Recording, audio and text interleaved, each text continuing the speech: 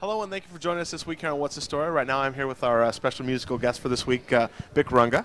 So Bic, the first thing that I notice about you is your accent and that you're from New Zealand. So can you give us just a little bit about how it is to travel overseas here and come to play in the United States? I've been based in New York for a while, and yeah, it's a really long flight from LA to New Zealand. It's like a 12-hour leg, so yeah, it's cool. I mean, New Zealanders are big on their travel. We're swimming around on a little island at the bottom of the Pacific Ocean, so we get out a lot.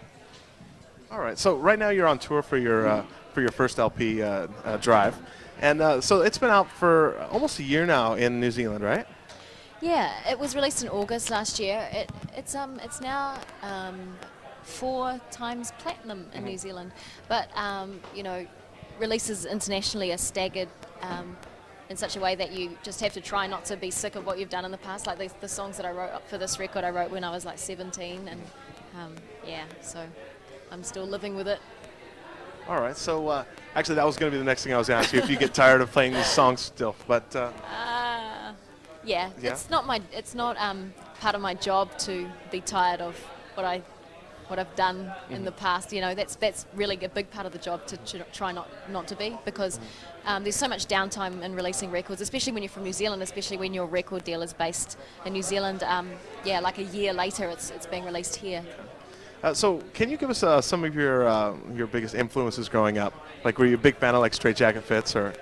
Yeah, I love the Straight Jacket Fits. There's also another New Zealand band called the JPS Experience, the John Paul Sartre Experience. But those Flying Nun bands were really big in the 80s. And it always makes me really proud to know that a lot of Americans know who the Flying Nun bands are as well. But yeah, I mean, Neil Finn and the Split Enz and Crowded House, and but I also really like David Bowie and the Smiths and Leonard Cohen and Ron Sexsmith, Portishead, the Cocteau Twins. Yeah. So pretty much stuff from every genre. Yeah. Okay, so can you tell us a little bit about growing up, how it was to be with a musical family? It's hard to be objective about my family because I've only ever had one family. So I think it was good. Yeah, I mean, it was really good. Like most people's parents would prefer their children to be doctors, or you know, people who make money.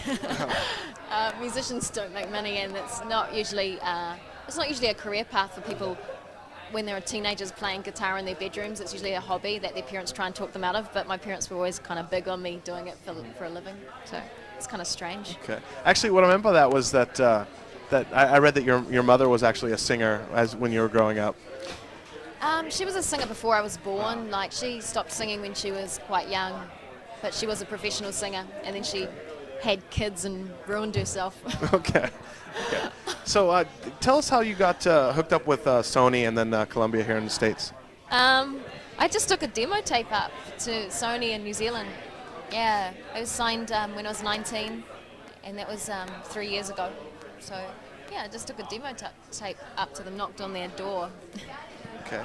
So actually, when I read your bio, it listed you as adult contemporary. Is that how you see yourself, or do you see yourself more as a alternative modern band? Or? I find it hard to kind of pigeonhole my own music. I don't. I've never really given it much thought. Like, it's just it just comes out of me, and I don't really label it. I guess that's for my record company to do. That's their job. Okay. All right. Well, I just want to say thank you very much to Not at all. Bic Runga for joining us today, and stick around for a live song coming up from her next.